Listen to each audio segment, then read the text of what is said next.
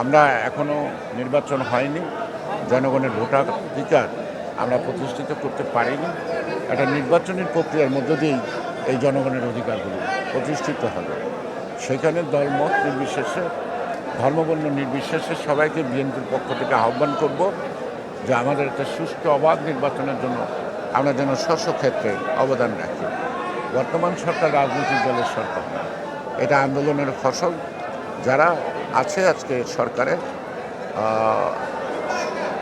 প্রধান উপদেষ্টা, সম্মানিত ব্যক্তিত্ব ডক্টর ইউনূস সহ যারা আছেন, তারা সবাই অরাজনৈতিক।